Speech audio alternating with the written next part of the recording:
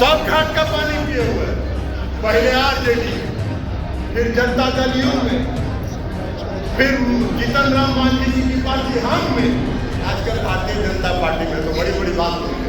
नीतीश जी के बारे में आप शब्दों का भी इस्तेमाल करते हैं। अरे भाई, अगर ये एक मुट्ठी जैसे बंद है, ये मुट्ठी अगर बंद है तो इसमें ताकत है। उसी तरह अपनी पिछड़े समाज के लोग एक मुट्ठी के अंदर बंद रहिए, एक एकता के साथ रहिए। आपका हित नीतीश कुमार जी के हाथों में सुरक्षित है, उससे कोई समझौता नहीं। सुप्रीम कोर्ट ने कहा कि आपको क्या करना है, तो उन्होंने कहा कि देखिए हम इसका न सपोर्ट करते हैं, न इसका समर्थन करते हैं, न हम इसका विरोध करते हैं। सुप्रीम कोर्ट ने कहा कि ना आप समर्थन करते हैं, ना आप विरोध करते हैं, तो आप कहना क्या चाहते हैं? तो कहे कि राज्य सरकार को अधिकार नहीं है। उन्होंने कहा कि अधिकार है कि नहीं, आप एफिडेविट फाइल करके रखेंगे। तो उनकी मंशा थी कि सुप्रीम कोर्ट से किसी तरह रोक नहीं पाए, जिसको सुप्रीम कोर्ट ने स्वीकार नहीं किया और मोहर लगाया। और यह फैसला प्रचार करते रहेंगे, करते रहने दीजिए उनको। उनका काम यही है। मीडिया वालों को यह लगता है कि वो जो है खबर दिखाते हैं उससे जनता प्रभावित होता है, उनको गलतफहमी है। कोई जनता प्रभावित नहीं होता है। जनता वास्तविकता देखती है और वास्तविकता को जनता ने पहचाना है। देश को ठगने का काम अगर किसी ने किया है 10 साल में, तो आदरणीय प्रधानमंत्री नरेंद्र मोदी जी ने देश को ठगने का काम किया है, ठगने का काम। इसलिए देश की जनता सुधर, देश की जनता उनके चुनाव में नहीं पहुंच सकती। अब ये देखिए, अभी आए थे कुछ दिन पहले, देखे भारतीय जनता पार्टी के राष्ट्रीय अध्यक्ष है जेपी नड्डा साहब। जेपी नड्डा साहब ने भाषण दिया, बड़ा कड़ा भाषण दिया, कोई ज्ञान भी नहीं है। अरे भाई नड्डा साहब, अगर पटना आए थे तो जरा पूछिए, वहां से कुछ खबर और सच्चाई न लेके आते, बढ़ के आते। उन्होंने कहा कि क्षेत्रीय पार्टी को हम खत्म कर देंगे और किसी को हम नीतीश कुमार को भारतीय जनता पार्टी के कंधा पर नहीं चढ़ने देंगे। अरे नड्डा साहब, नीतीश कुमार की एनडीए में थे 2005 में, 2005 के नवंबर में जब सरकार बनी तो उस समय जनता दल यूनाइटेड की संख्या थी 88 सीट पर जनता दल यूनाइटेड चुनाव जीती थी और भारतीय जनता पार्टी थी 55। जेडीयू था 88, भाजपा था 55। 2010 के चुनाव में जनता दल यूनाइटेड 115 सीट जीती थी, आप मात्र 91 सीट जीते थे। और 2017 में जब फिर से नीतीश कुमार जी एनडीए में गए तो एनडीए की नीतीश कुमार जी की और जनता दल यूनाइटेड की पार्टी की संख्या थी 71, आप थे 53। कौन किसके कंधा पर चढ़ा हुआ था? कौन किसके कंधा पर चढ़ा हुआ था? अरे नीतीश कुमार जी भारतीय जनता पार्टी को अपने कंधा पर चढ़ाकर, अपने कंधा पर चढ़ाकर बिहार में उसकी पहचान बनाई। लेकिन अब नीतीश कुमार जी भारतीय जनता पार्टी को नीचे पहुंचा देने का काम करेंगे। नड्डा साहब, मुंगेर का हसीन सपना देखते रहिए। क्षेत्रीय पार्टियों को सब समाप्त करने की आपकी क्षमता नहीं है और भारतीय जनता पार्टी की क्षमता नहीं है। नीतीश कुमार जी, आपका जो दिल्ली का शासन है उसको 2024 में समाप्त कर देंगे। उसके बाद ये है पार्टी के आह्वान पर, अपनी पिछड़ा प्रकोष्ठ के आह्वान पर आप इतनी बड़ी संख्या में यहाँ आए। माननीय मुख्यमंत्री और हम सबों के सम्मान नेता आदरणीय नीतीश कुमार जी के प्रति आभार व्यक्त करने के लिए आप सभी लोग आए, इसके लिए अभिनंदन करते हैं। हम धन्यवाद देते हैं कि पिछड़ा प्रकोष्ठ के प्रदेश अध्यक्ष धर्मेंद्र चंद्रवंशी जी का, जिन्होंने इतने कम समय में इतनी बड़ी संख्या में अपने साथियों को आमंत्रित किया और आप सब इनके आह्वान पर आए।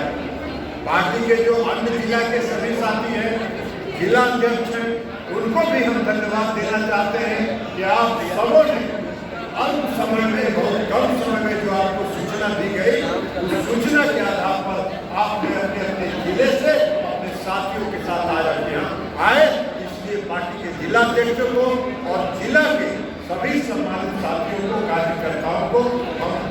धन्यवाद देना चाहते हैं, उनका अभिनंदन करना चाहते हैं। साथियों, आज हम लोग यहाँ आए हैं एकत्रित में इस बात के लिए कि हमारे नेता आदरणीय नीतीश कुमार जी के प्रति जो बिहार में जाति आधारित गणना उन्होंने कराई है, उस गणना के लिए हम उनका अभिनंदन करें, उनका धन्यवाद करें।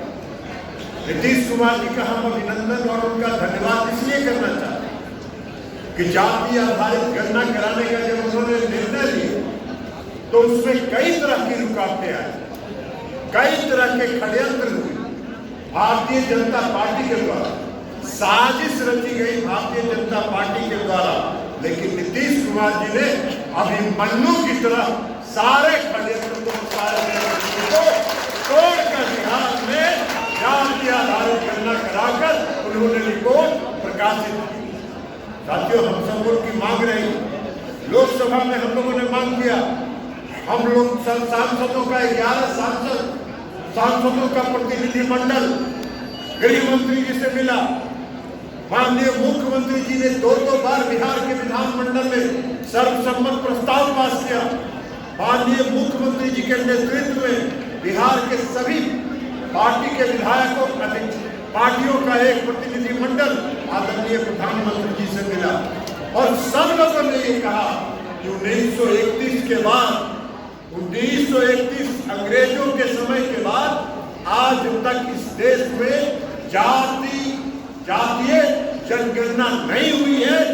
एक बार पता लगाना जरूरी है अगर कि किस जात के, किस समाज के कितने लोग इस देश में हैं, और जब तक ये पता नहीं चलेगा तब तक आप उनके उत्थान की कोई योजना नहीं बना सकते, और जब तक पिछले पंक्ति में खड़े लोगों का उत्थान नहीं होगा तब तक आप विकसित राज्य या विकसित देश का कल्पना नहीं कर सकते। नीतीश कुमार जी का और हम सबों की पार्टी ये मांग रही, शुरू से मांग, केंद्र सरकार इसके लिए तैयार नहीं।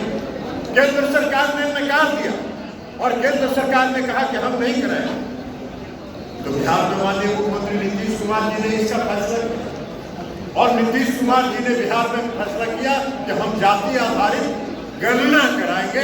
जनगणना कराने का तो अधिकार राज्य को नहीं है, लेकिन हम गणना कराएंगे, हम गिनती कराएंगे। और उसके साथ साथ नीतीश कुमार जी ने एक ऐतिहासिक फैसला किया कि हम जातीय गणना कराने के साथ साथ सभी समाज के लोगों की आर्थिक स्थिति का भी हम गणना कराएंगे, उसका भी हम सर्वेक्षण कराएंगे। और सारे सर्वेक्षण हुए। जब बिहार में जातीय गणना शुरू हुई, तो भारतीय जनता पार्टी ने पर्दे के पीछे से खड़े होकर, पर्दा के पीछे से खड़ा होकर पटना हाईकोर्ट में उन्होंने याचिका दायर करवाई, लोकहित याचिका दायर करवाई। लोकहित याचिका भी वैसा आदमी ने दायर किया जो गाजियाबाद का रहने वाला है। अब आप बताइए, गाजियाबाद के रहने वाले को बिहार के जातीय गणना से क्या मतलब? लेकिन उनका उद्देश्य था इसको रोकना। विस्तृत आदेश पारित किया और विस्तृत आदेश पारित करके बिहार के सरकार के जो निर्णय थे जाति आधारित गणना कराने का, उस पर अपनी मुहर लगी। और मुहर जब लग गया तब इन लोगों ने पर्दे के पीछे से सुप्रीम कोर्ट में याचिका दायर। सुप्रीम कोर्ट में जब याचिका दायर हुआ तो सुप्रीम कोर्ट के माननीय न्यायाधीश ने ये कहा कि आपको क्या आपत्ति है, क्या समस्या है आपको बिहार में? अगर राज्य की सरकार ने अगर जातीय गणना कराने का फैसला किया तो आपको क्या दिक्कत है? लोगों ने कहा कि हमारा निजता का हनन हो रहा है।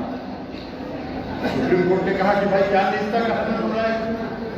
आप किस जात में आपसे किससे पैदा हुए हैं ये तो आपके पड़ोसी को भी मालूम है, ये समाज के हर व्यक्ति को मालूम है, आपके दोस्त मोहित जितने हैं सबको मालूम है कि आप किस जात में पैदा हुए, आपके पास गाड़ी है कि नहीं ये सबको मालूम है, आपके पास स्कूटर है कि नहीं सबको मालूम है, आपको पक्का मकान है कि नहीं ये सबको मालूम है।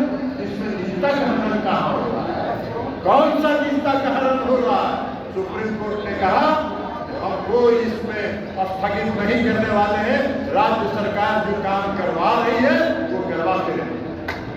और उसके बाद देश जब अगला डेट आया, अगला डेट आया तो अब क्या हुआ, पर्दा के पीछे से तो खेल खेल रहे थे, जब पर्दा के पीछे से खेल सफल नहीं हुआ तो अगले दिन पर भारत सरकार के सॉलिसिटर जनरल खड़ा हो गए सुप्रीम कोर्ट में और उन्होंने कहा कि हमको भी कुछ करना है। तो सुप्रीम कोर्ट ने कहा कि आपको क्या करना है, तो उन्होंने कहा कि देखिए हम इसका न सपोर्ट करते हैं, न इसका समर्थन करते हैं, न हम इसका विरोध करते हैं। तो सुप्रीम कोर्ट ने कहा कि ना आप समर्थन करते हैं ना आप विरोध करते हैं, तो आप कहना क्या चाहते हैं? तो कहे कि राज्य सरकार को अधिकार नहीं है। उन्होंने कहा कि अधिकार है कि नहीं, आप एफिडेविट फाइल करिए, लेकिन हम कोई रोक नहीं लगाने। तो उनकी मंशा थी कि सुप्रीम कोर्ट से किसी तरह रोक नहीं पाएगी, जिसको सुप्रीम कोर्ट ने स्वीकार नहीं किया और मुहर लगाया। और यह फैसला एक तरह से मौन सहमति हुई कि राज्य सरकार जो जातीय गणना बिहार में करा रही है वो सही है और उसको होना हो गया। रिपोर्ट भी प्रकाशित हो गया। अब जब रिपोर्ट प्रकाशित हो गया तो पूरे देश में यह मांग होने लगी, हर राज्य में यह मांग होने लगी। राजस्थान की विधानसभा में पास हुआ, राजस्थान में जाके गणना कराने का निर्णय हुआ, कर्नाटक में मांग हो रही है, मध्य प्रदेश में मांग हो रही है, उत्तर प्रदेश में मांग हो रही है, झारखंड में मांग हो रही है।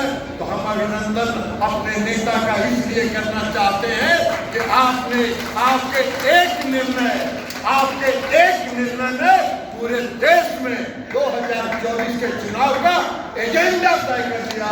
और एजेंडा भारतीय जनता पार्टी का जो कमंडल है वो कमंडल दब गया और जातीय गणना आगे हो गया। अब आपका धार्मिक उन्माद फैलाने का जो साजिश और षड्यंत्र है वो नहीं चलने वाला है, उसमें आप शिकस्त हुई है। इसलिए आजकल आप लोग देख रहे हैं, इसलिए आजकल आप लोग देख रहे होंगे कि मोदी जी बड़ा घबराहट है। मोदी जी का भाषण कहीं कहीं सुनिएगा। इस देश के आदरणीय प्रधानमंत्री मोदी, भारतीय जनता पार्टी सब काम का विरोधी रहा। भारतीय जनता पार्टी का एक ही एजेंडा था, भारतीय जनता पार्टी समाज में धार्मिक उन्माद कैसे फैले उसमें व्यस्त रहती और धार्मिक उन्माद को फैला के भावना को भड़का के वोट देना चाहती। ये भारतीय जनता पार्टी का एजेंडा था। उनको कोई मतलब नहीं है, उनको कोई मतलब नहीं है गरीबी हटाने से, उनको कोई मतलब नहीं है गरीबों के कल्याण से, उनको कोई मतलब नहीं है लोगों के हित से। उनको मतलब है सिर्फ दुर्नेबाजी से और धार्मिक उन्माद से। क्या क्या हो रहा है आपके देश में? इतने दिन से देश में शासन कर रहे हैं, आज तक क्या किया आपने? जो वादा किया 2014 में उसको भी आपने नहीं निभाया। आप सब लोग जानते हैं, इसलिए हम उसको दोहराना नहीं चाहते। 2 करोड़ प्रति वर्ष रोजगार देंगे, हर गरीब के खाता में 10 से 15 लाख पहुंचाएंगे, काला धन लाएंगे। आया तो एक दाम नहीं, यहाँ से हजारों करोड़ काला धन लेंगे आपके नाक के नीचे से चला गया। 3 पूंजीपति विदेश। तो आपको तो कुछ करना है नहीं, लेकिन इसके साथ साथ उनको लगता है कि आरक्षण की व्यवस्था अगर रहेगी समाज में, अगर समाज में आरक्षण की व्यवस्था रहेगी तो उनका तो कोई सुनेगा नहीं।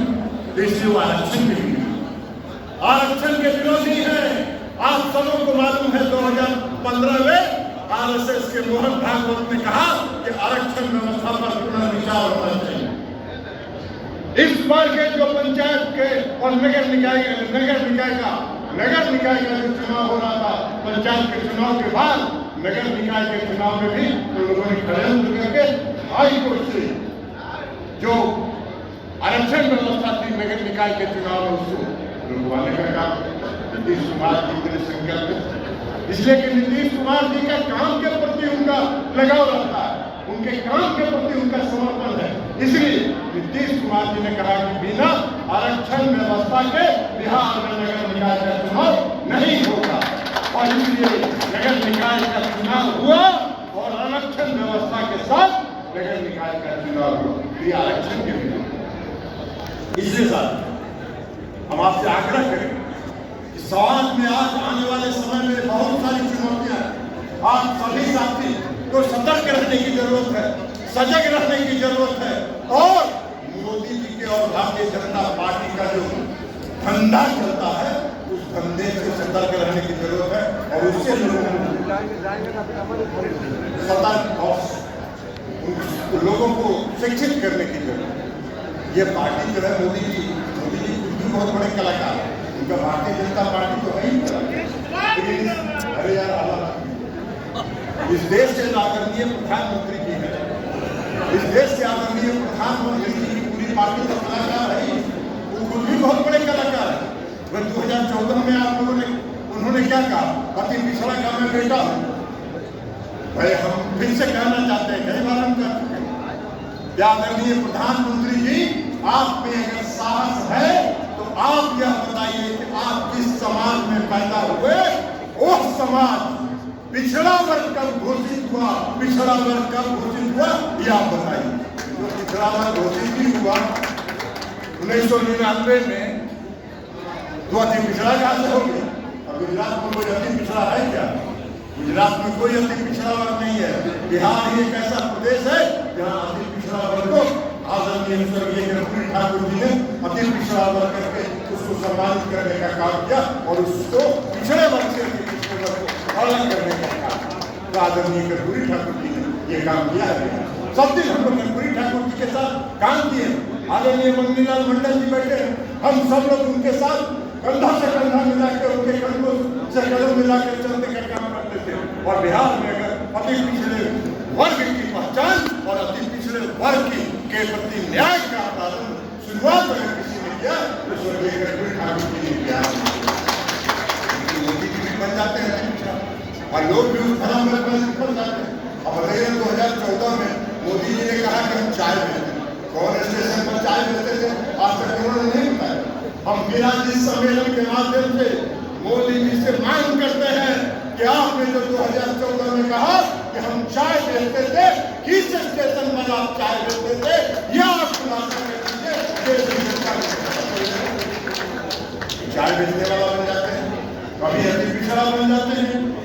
ये पार्टी ही हुई कंफ्यूज का पार्टी, काम में कुछ प्रचार करता है, इधर से उधर भ्रम फैलाता है। आज देश का जितना मीडिया हाउस है, यहाँ जो साथी हैं उनको नहीं कर यहाँ जो मीडिया के साथी हैं तो मन समझ रहे होंगे कि सही है बोल रहा है, लेकिन जो इनके मैनेजमेंट है, इनकी जो व्यवस्था है, सब पर उनका नियंत्रण और उसके माध्यम से दुष्प्रचार करने का काम करते हैं। कभी कहेंगे मीडिया में देखिएगा 4 दिन तक चलता है नीतीश कुमार और ललन सिंह में टकराव हो रहा है और नीतीश कुमार ललन सिंह को यही काम लगे। कभी प्रचार करेंगे कि नीतीश कुमार भाजपा में जा रहे हैं, नीतीश कुमार जी भाजपा में जा रहे हैं, तो ललन सिंह रुके हुए हैं। नीतीश कुमार जी को भारतीय जनता पार्टी ने जितना अपमानित करने का काम किया है, हम नहीं समझते कि कभी नीतीश कुमार जी के सामने में भी भारतीय जनता पार्टी उनका अगले दिन मध्य प्रदेश का भाषण सुनिए, उनका छत्तीसगढ़ का भाषण सुनिए, तो उनके चेहरे के भाव को अगर देखिएगा तो आपको पता चलेगा कि वो नर्वस हताशा में है। और अगर हताशा में है तो उसका एक कारण है कि हमारे नेता आदरणीय नीतीश कुमार जी ने पूरे देश के विपक्षी पार्टियों को एक मंच पर लाकर खड़ा कर दिया है और 2024 का एजेंडा तय कर दिया। हम इसलिए भी अपने नेता का अभिनंदन करना चाहते हैं। हम इसलिए अपने नेता के प्रति आभार व्यक्त करना चाहते हैं कि आपके एक कदम ने नीतीश कुमार जी जो काम करते हैं, वो जो काम करते हैं वो देश में व्यापक रूप से चर्चित हो रहा है। बिहार में उन्होंने लागू किया पोशाक योजना, पूरे देश में चर्चा हो गई। बिहार में उन्होंने लागू किया हर घर बिजली पहुंचाना, केंद्र सरकार को मजबूर होकर उसको स्वीकार करना पड़ा। बिहार में उन्होंने लागू किया हर घर नल का जल, केंद्र सरकार को मजबूर होकर उसको लागू करना पड़ा। और जातीय जनगणना भी जब उन्होंने शुरू किया है, आप देख लीजिएगा आने वाले समय में देश में जातीय जनगणना होगी और तब जो गरीब लोग हैं, दूसरे लोग हैं, उनको न्याय मिलेगा, वास्तविक न्याय। ये हमारा ठीक कहा था संजय झा जी। आजकल जब भारतीय जनता पार्टी के लोग जब औंधे मुंह गिरे और जातीय गणना का जब रिपोर्ट प्रकाशित हो गया तो बयानबाजी होने लगा कि इसमें जरा गड़बड़ी हुई, इसका ठीक से नहीं हुआ है। तो संजय झा जी का हमने एक दिन देखा ठीक बात कहा कि भाई अगर बिहार में गड़बड़िया तो लग रहा है तो देश भर में जातीय जनगणना करा दीजिए और बिहार में भी करा दीजिए, पता चल जाएगा। तो कराएंगे नहीं, वो तो कराने की मंशा नहीं है उनकी, वो तो करना चाहते नहीं है। तो इसलिए ये देश में जातीय जनगणना आज की मांग, और हम इसलिए अपने नेता का अभिनंदन करने के लिए आज यहाँ बड़ी संख्या में उपस्थित हुए हैं। हम अपने नेता के प्रति आभार व्यक्त करते हैं, अभिनंदन करते हैं कि आपने बिहार में एक लंबी लकीर खींच दी है और उस लंबी लकीर के माध्यम से आप प्रदेश के जो गरीब लोग हैं, जो पिछड़े हैं, जो अति पिछड़े हैं, उसके लिए न्याय का रास्ता आपने प्रशस्त कर दिया है। न्याय उसको मिलेगा और उसकी हिस्सेदारी उसको मिलेगी। ये आपने काम किया, इसलिए हम उनका अभिनंदन करना चाहते हैं। इसका सब घाट का पानी पिए हुए, पहले आरजेडी में, फिर जनता दल यू में, फिर जीतन राम मांझी जी की पार्टी हम में, आजकल भारतीय जनता पार्टी में। तो बड़ी बड़ी बात होगी। नीतीश जी के बारे में आप शब्दों का भी इस्तेमाल करते हैं। अरे भाई, सूरज की तरफ अगर सर उठा के थूकोगे तो तुम्हारे ही ऊपर पड़ेगा। नीतीश कुमार जी सूरज है और जो बिहार में उन्होंने करके दिखाया है वो आपकी कल्पना से भी बाहर है, वो आपकी सोच में भी नहीं है। तो इसलिए करते रहो, उसका कोई परवाह नहीं हम लोग करने वाले। तो इसलिए साथियों, हम आपसे कहना चाहते हैं, क्योंकि आप अति पिछड़े समाज का सम्मेलन और अति पिछड़ा समाज नीतीश कुमार जी की शक्ति, आप नीतीश कुमार जी की ताकत, अति पिछड़े समाज नीतीश कुमार जी की ताकत है और नीतीश कुमार जी आपकी पहचान। जब तक नीतीश कुमार जी हैं, अति पिछड़े वर्ग के साथ कोई अन्याय नहीं कर सकता है, कोई अन्याय नहीं कर सकता है। इसके साथ ही आप आग्रह करते हैं कि आप सभी सतर्क रहिए, सचेत रहिए और हर जगह नीतीश कुमार जी का झंडा बुलंद करिए, एकजुट रहिए। एक मुट्ठी जैसे बंद है, ये मुट्ठी अगर बंद है तो इसमें ताकत है। उसी तरह अति पिछड़े समाज के लोग एक मुट्ठी के अंदर बंद रहिए, एक एकता के साथ रहिए। आपका हित नीतीश कुमार जी के हाथों में सुरक्षित है, उससे कोई समझौता नीतीश कुमार जी नहीं करने वाले हैं। और इसलिए इसके साथ साथ क्योंकि आज पटना में ये कार्यक्रम हुआ और हम प्रदेश अध्यक्ष जी से कहेंगे, प्रदेश अध्यक्ष जी से कहेंगे, हम इनको भी धन्यवाद देते हैं कि हमने इनको आग्रह किया एक हफ्ता पहले कि भाई 13 तारीख को यहाँ माननीय मुख्यमंत्री जी का अभिनंदन समारोह आयोजित करिए, और सब लोग मिलके इन लोगों ने आयोजित किया। इसलिए हम इनको भी धन्यवाद देते हैं और इनसे फिर हम आग्रह करते हैं कि आने वाले समय में दशहरा के बाद 1 नवंबर से लेके 7 नवंबर के बीच में सभी जिलों में ऐसा ही अति पिछड़ा सम्मेलन आयोजित करिए। माननीय मुख्यमंत्री नीतीश कुमार जी का आभार व्यक्त करिए, अभिनंदन करिए और इस कार्यक्रम को बिहार के हर जिला में चलाइए। और इसी के साथ आप सभी साथी जो भी यहाँ आए हैं, आप सबों का पुनः अभिनंदन करते हुए, आपका स्वागत करते हुए हम अपनी बात समाप्त करते हैं। बहुत बहुत धन्यवाद।